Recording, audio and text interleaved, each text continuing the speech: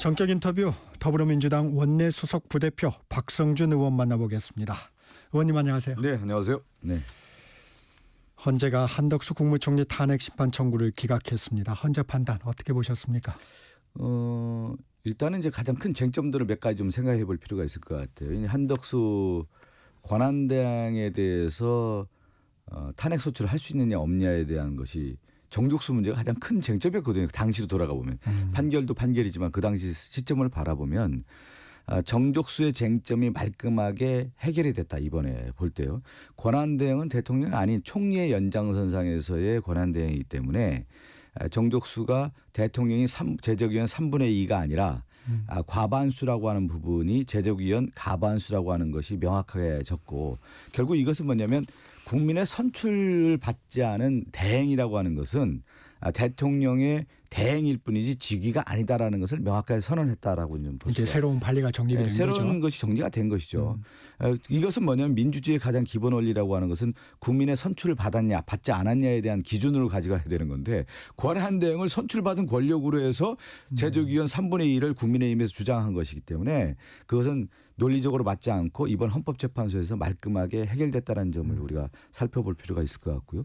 그다음에 이제 파면에 관련된 부분에 있어서의 그렇죠. 쟁점이라고 할 수가 있는데 헌법재판관 4명이 유헌 유법이지만 그 당시 대행의 역할에 대한 논란이 있었던 점을 고려해 파면은 무리다. 그러니까 유헌 유법에 대한 부분은 인정하지 않았습니까? 그리고 한 명은 그 미임명 기간 그러니까 헌법재판관이 임명하지 않은 기간이 상당한 기간이어야 하는데 너무 짧아서 유언 유법이 되지 않는다라고 하는 부분. 그러면 상당한 기간이 됐다고 하면은 유언 유법에 해당된다라는 부분을 읽을 수가 있을 것 같고 한 명은 또 하나는 중대한 유법 위반이기 때문에 파면이 정당하다 이렇게 얘기하지 않습니까? 네. 그러니까 유언 유법에 대한 것은 헌법재판관들이 이 부분을 인정했지만 기각 결론 내린 부분에 대해서는 저는 개인적으로 좀 아쉬움이 있다라는 부분을 얘기하고 또 하나 내란의 가담 여부에 대해서 검찰의 수사 자료가 미제출된 부분 검찰이 사실 적극적으로 돕지 않았단 말이죠. 거기에 대해서 적극적으로 판단하지 않은 것에 대해서는 좀 더 개인적으로도 좀 아쉬운 점이 있습니다. 제가 질문을 각각 드리려고 했는데 전체적인 것을 한번 설명을 한번 드려야 될 것 같아서. 네. 그 기각이 5명입니다. 네, 각하가 2명이고 인용이 1명인데 이 헌법재판관들의 의견 나뉜 이 부분은 좀 어떻게 보셨습니까? 그건 뭐 헌법재판관 이제 개인적인 뭐 판결이기 때문에 그 판결에 대해서 하나하나 들어가기보다는 전체 흐름에 대한 얘기를 제가 드리는 겁니다. 유언 유법에 대한 부분에 대해서는 헌법재판소들도 생각을 했지만 이 파면에까지는 좀 무리다라고 하는 부분이 그들 안에서의 논리로 이제 작용이 됐다 이렇게 볼 수 있겠죠.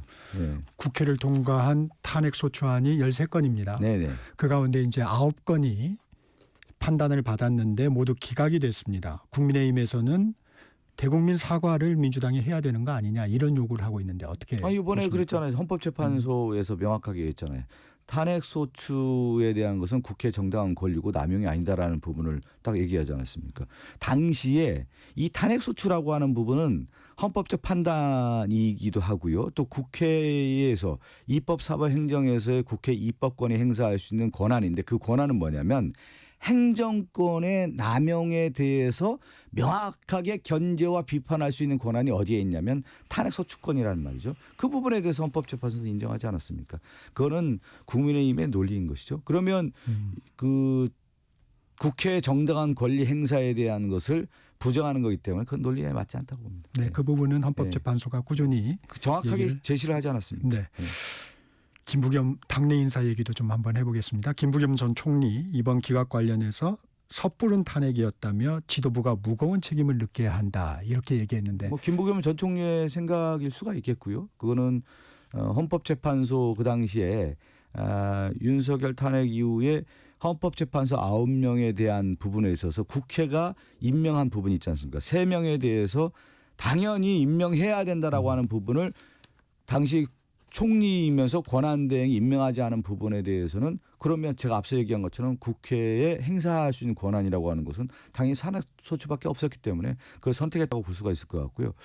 이번에 요거 상당히 의미 있는 내용을 좀 한번 살펴볼 필요가 있을 것 같아요. 한덕수 총리 권한대행에 대한 부분에 있어서 선고문에서 윤석열 탄핵과 관련된 부분을 읽을 수 있는 논리적인 내용이 하나가 들어가요. 아, 들어가요? 예, 하나가 들어가는 부분인데 지금은 뭐 그 내용을 판결하지 않았다 이 부분이 있는데 네. 요걸 우리가 이제 맥락을 잘 읽어보면 윤석열 탄핵과 관련된 인용할 수 있는 논리적인 전개가 펼쳐진다 이렇게 시사점이 하나가 있는데 그게 그 부분이 뭐냐면 한덕수 총리가 비상계엄의 정당화를 위해 아무런 적극적 행위를 하지 않았다고 했단 말이에요. 네. 이 얘기는 뭐냐면 비상계엄에 적극적 행위를 했다고 하면 파면 사유가 됐다는 거 아니겠습니까?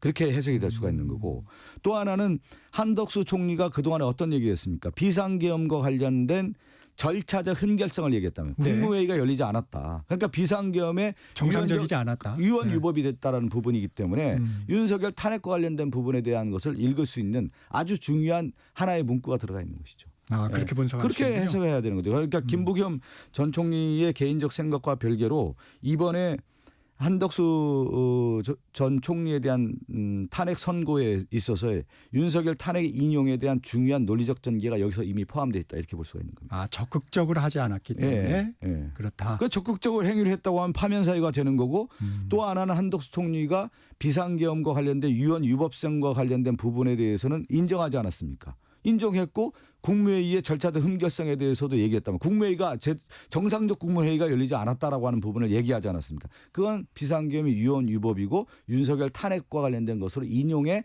논리적 전개로 이번에 아주 중요한 시사점을 던져줬다 이렇게 봐야 되는 것이죠. 이 부분은 언론에서 제기를 안 하고 있어서 제가 얘기를 드리는 겁니다. 네. 이번 헌법재판관들의 이제 판단을 놓고 네. 윤석열 대통령 탄핵 심판 결과를 예측하는 분석들이 나오고 있는데 약간 성향 분석도 좀 나오고 있고요. 그런 부분은 좀 어떻게 보십니까? 그건 이제 언론의 시간인 것 같고요. 저는 예. 유언 위법에 대한 부분을 가지고 하는데 지금 전체적으로 지금 언론도 그렇고 약간 진영의 논리에 의해서 헌법재판관들이 판단하지 않겠냐라고 섣부른 판단을 하고 있는 것 같아요. 이 헌법재판관들은 법관으로서 수십 년 동안 법과 양심에 따라 재판해왔던 분 아니겠습니까? 또 그 기준은 뭐냐면 유언 유법이란 말이죠. 하나의 기준 아니겠습니까? 그런데 여기에 어떤 사견이 있고 진영의 논리와 또 그 논리적 전개에 있어서 전혀 문제가 없다고 봅니다. 예. 이번 결과를 보니까 만장일치 결론은 좀 어렵지 않겠느냐 하는 분석들도 많이 만장일치가 나옵니다. 나온다고 봅니다.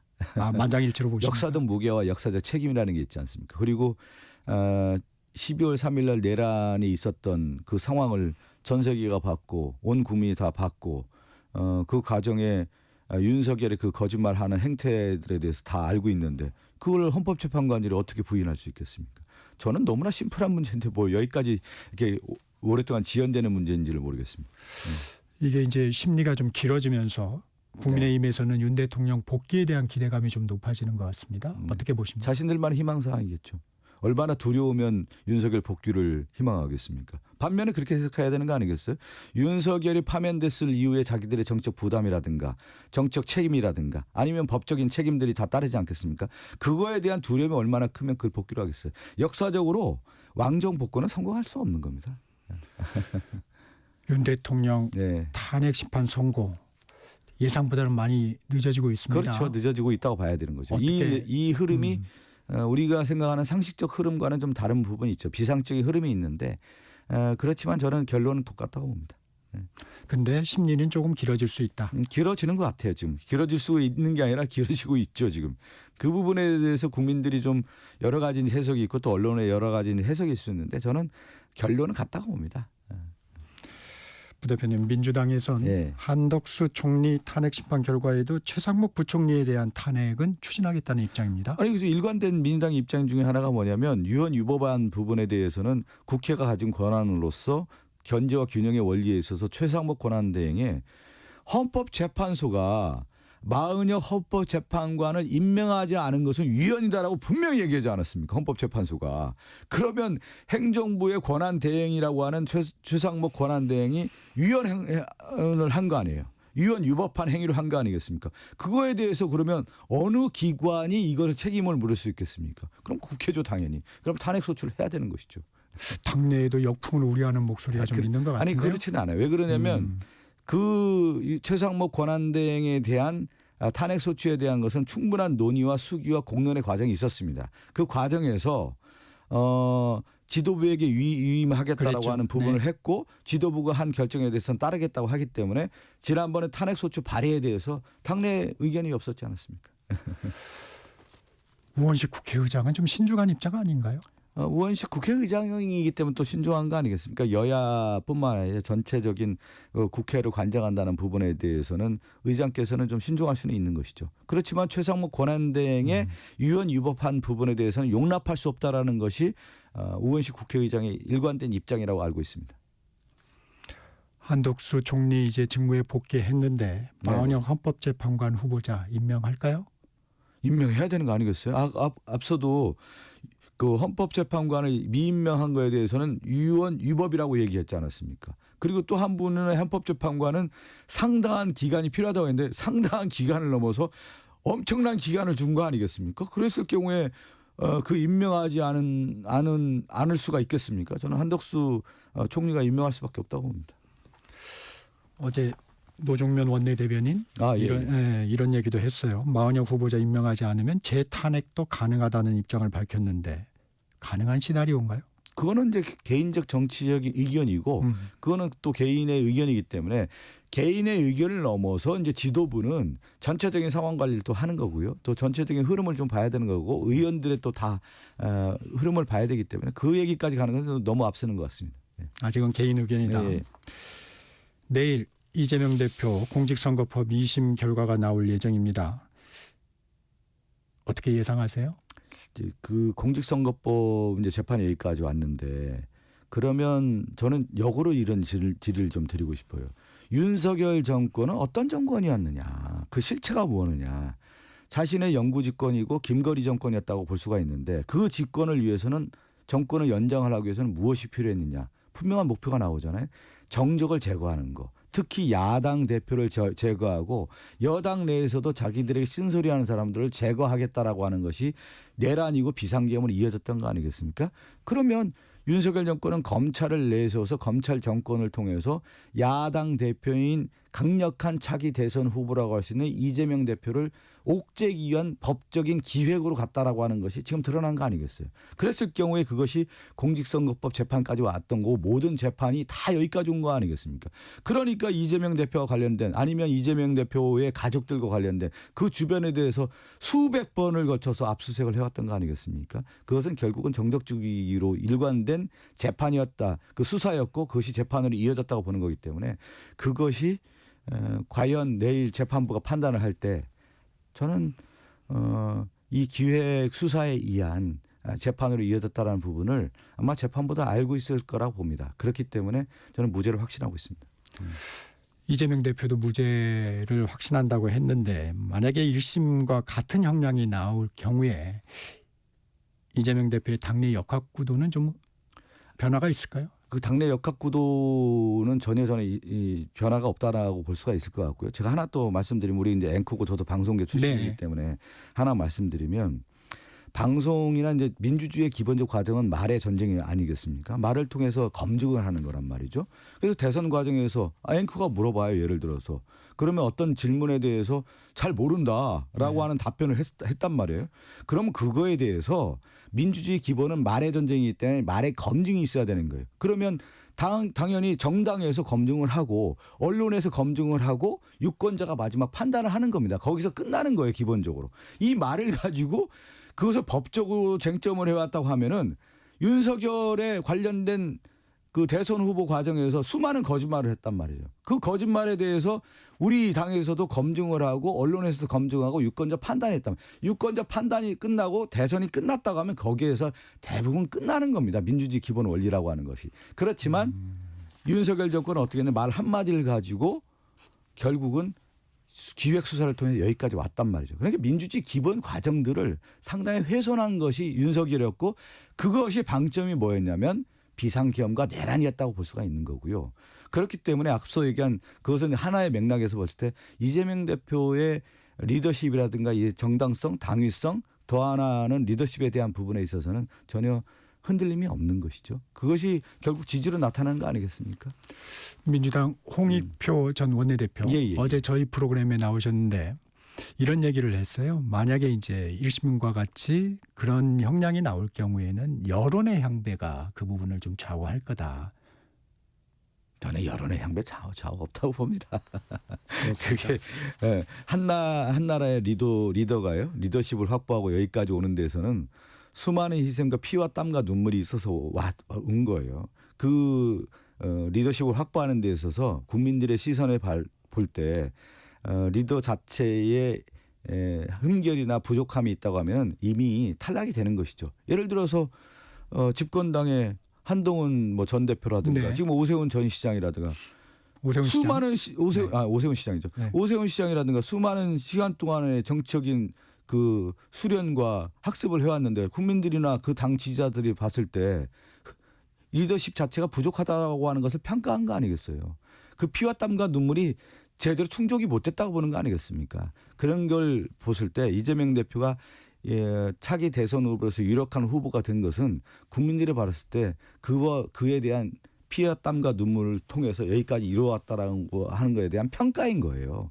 그것이 어떻게 여론의 향배가 그 하루아침에 흔들릴 수 있겠습니까. 그 여론이 축적과 축적의 과정에서 여기까지 이루어온 겁니다. 민주당 원내 예, 예. 일당입니다. 예. 윤 대통령 파면을 촉구하면서 12년 만에 천막 당사를 꾸렸어요. 네.